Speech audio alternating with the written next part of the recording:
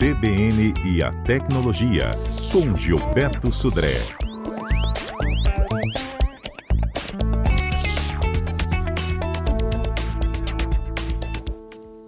E Gilberto, bom dia. Bom dia, Fernanda. Bom dia, ouvintes da CBN.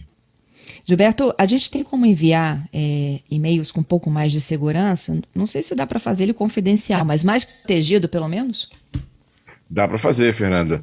Bom, o e-mail, apesar de ser o vovô dessas formas de comunicação que a gente tem hoje, né? Tem mensagem instantânea, tem redes sociais, mas o e-mail ainda continua, né, pelo menos no ambiente corporativo, como a ferramenta oficial de envio de documentos e comunicados e questões, até comunicação internamente em relação a isso. E dá sim para a gente ter algumas formas mais seguras de envio de e-mail, já que o e-mail é conhecido como uma solução de envio de mensagens, de conteúdo, de forma não tão segura assim. Então, eu vou começar falando do Gmail, depois eu falo das outras plataformas. O Gmail, que é uma plataforma bem conhecida, bem popular hoje de envio de mensagens, ele tem mais de 2 bilhões de usuários ativos na internet hoje, e é possível, com ele, enviar mensagens, por exemplo, que tem prazo de validade, né? É possível mandar mensagens que tenha, inclusive, a questão de segurança também nesse caso. Então, ou seja, posso encaminhar, né, mensagens dessa natureza. Então, vamos ver como é que a gente faz para enviar um e-mail confidencial pelo Gmail, né, no celular, que é uma coisa comum, na rede social, na internet também. O processo é basicamente o mesmo, bem parecido com isso. Então, no caso do Gmail no celular, você vai abrir o aplicativo do Gmail, né, que tem lá no seu celular, vai clicar naquele escrever, naquela mais, né, que tem no canto inferior direito, para criar uma mensagem nova, né, então criou lá uma mensagem nova, e aí você tem uma opção de 3 pontinhos do lado superior direito. Então, você clicou em escrever para criar a mensagem nova, vai no canto superior direito do aplicativo, tem aqueles 3 pontinhos, clica lá, e aí tem uma opção chamada de modo confidencial, né? Você vai escrever lá modo confidencial para isso. Você vai escolher que aquela mensagem vai pelo modo confidencial. E aí você pode escolher, por exemplo, um tempo de duração para a mensagem. Essa mensagem ela vai durar, por exemplo, 1 semana ou 1 dia. Então a pessoa vai abrir essa mensagem e depois de 1 dia ou 1 semana, do prazo que você definir lá, a mensagem simplesmente vai apagar. Então você tem mensagens com prazo de validade, por exemplo, né? Essa é uma opção do Gmail. Outra questão que você pode clicar é para exibir uma senha, ou exigir uma senha. Então, a pessoa que vai receber esse e-mail vai precisar ter uma senha, né? Para que para que ele abra o e-mail, consiga ter acesso ao conteúdo do e-mail. O legal é que você pode escolher essa opção, por exemplo, que você envie um e-mail, né, com uma senha que vai pelo SMS do usuário. Então, ele vai receber o e-mail, mas ele não vai conseguir abrir, né? E aí o destinatário, né, vai receber no seu celular um SMS com a senha para abrir o e-mail. Então, quer dizer, se alguém tiver acesso à caixa postal do destinatário, ainda assim não vai conseguir ter acesso à mensagem. Por quê? Porque a mensagem vai exigir, para abrir a mensagem, vai exigir que tenha essa senha, que só o destinatário, na verdade o celular que ele cadastrou lá, vai receber essa mensagem e vai conseguir abrir essa mensagem. Então, para o Gmail, é bem tranquilo, é uma interface bem simples, você pode escolher uma data de um prazo de validade para a mensagem e pode também escolher uma senha, né, que a pessoa abra do outro lado lá a mensagem. Bom, quem não tem Gmail ou quer uma camada ainda adicional de segurança no e-mail. E aí tem um plugin bem interessante chamado Mailvelope. Né? É simples, mail de e-mail, né? Mailvelope, né? Como se fosse envelope, Mailvelope. É um plugin que ele funciona para Firefox, para Chrome e para Edge, 3 navegadores bem populares, e que você consegue, através desse plugin, criptografar o e-mail. Então você pode ter uma senha que você troca com o destinatário, né? Uma senha que eles são conhecidos pelas 2 pessoas, e aí você consegue criptografar um e-mail, você consegue assinar digitalmente o e-mail e você consegue, inclusive, criptografar um arquivo que vai ser anexo ao e-mail. Então, ou seja, você melhora bastante a segurança, porque aí, mesmo que alguém tenha acesso à caixa postal, né, ou a mensagem que está em trânsito, ou o arquivo que está sendo transmitido para o destino, o arquivo ou o e-mail vai estar criptografado e quem estiver fazendo esse monitoramento do tráfego não vai conseguir ter acesso à mensagem. Então, algumas soluções, uma só para o Gmail e essa outra última que eu falei, que é o Mailvelope, funciona para Outlook, para Gmail, para qualquer solução que tenha webmail, né? Que tenha aquele e-mail que você usa pelo navegador. Entendido. Ô Gilberto, a gente está com uma enquete lá no Twitter, né? Como é que é o seu perfil aí de utilização do e-mail? Se você usa para trabalho, só para recursos profissionais, ou até se você já desistiu do e-mail. Você acha que muita gente já desistiu do e-mail? Olha só, para uma comunicação mais direta, imediata, realmente acho que o e-mail ficou, né, ficou pelo caminho, vamos chamar assim. Mas quando você precisa de ter uma comunicação formal, que você precisa, porque o e-mail hoje é um documento, né, ele vale como documento.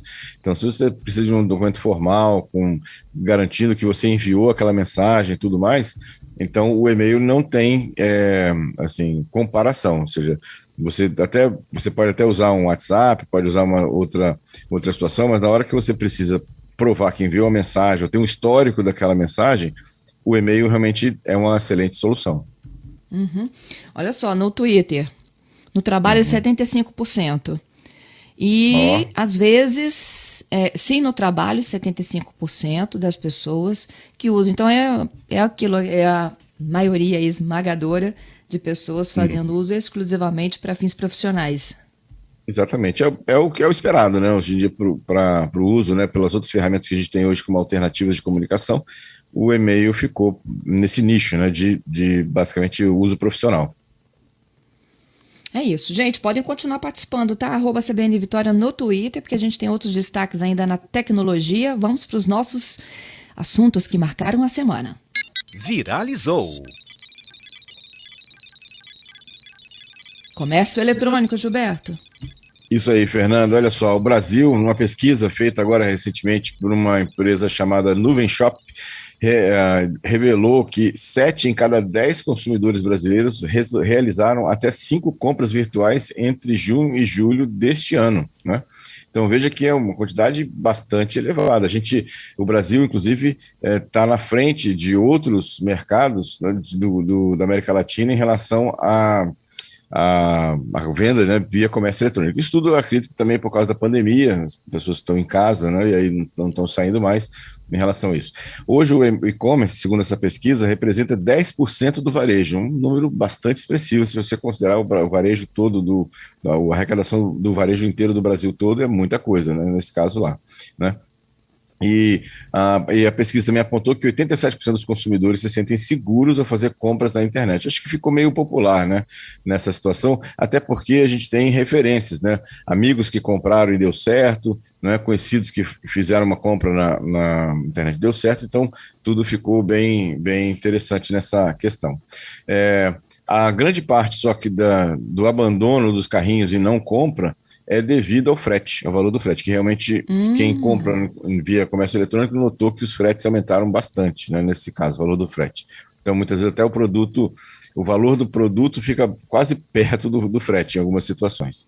Bom, outra notícia interessante dessa semana foi que alguns aplicativos de iPhone, né, segundo uma notícia, estão rastreando os usuários, mesmo sem permissão. Então, a Apple até tem uma política bem restrita, que os aplicativos não podem coletar uma série de informações dos usuários, mas alguns aplicativos, segundo o Washington Post, na verdade, uma matéria do Washington Post, ele revelou que alguns aplicativos estão burlando essa questão da Apple e eles estão sim coletando informações, né, e rastreando usuários que usam esses aplicativos em relação a essa situação. Então, é bem, bem preocupante essa situação lá. Mas não é diferente para o Android também, não. O Android também tem os aplicativos que têm essa mau costume de rastrear e coletar informações dos usuários.